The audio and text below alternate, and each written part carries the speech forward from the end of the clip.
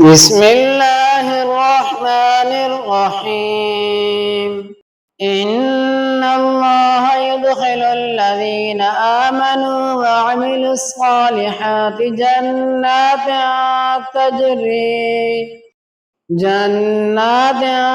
تجري من تحتها الأنهار يحلون فيها من أساور من ذهب ولؤلؤا ولباسهم فيها حرير وهدوا إلى الطيب من القول وهدوا إلى صراط الحميد.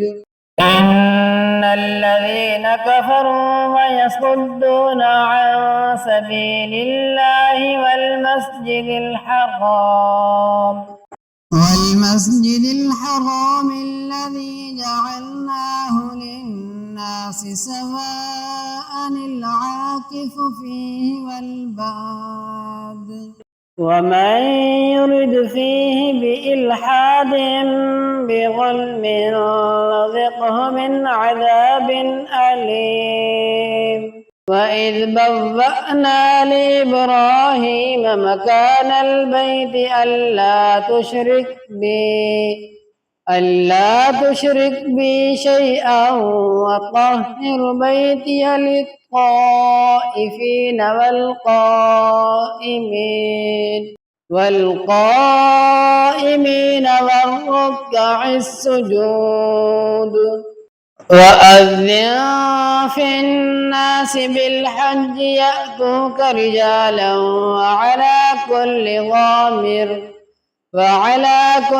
ضامر يأتين من كل فج عميق ليشهدوا منافع لهم ويذكروا اسم الله في أيام معلومات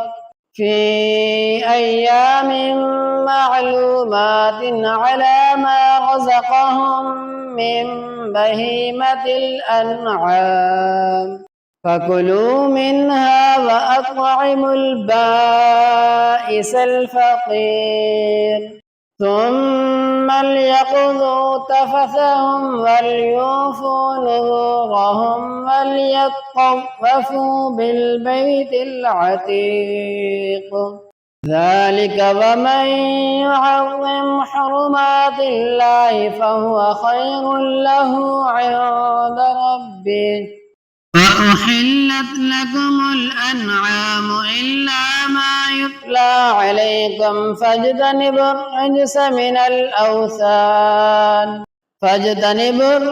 من الأوثان واجتنبوا قول الزور حنفاء لله غير مشركين به. ومن يشرك بالله فكأنما خر من السماء فتخطفه الطير أو تهوي به الريح في مكان سحيق. ذلك ومن يعظم شعائر الله فإنها من تقوى القلوب. لكم فيها منافع إلى أجل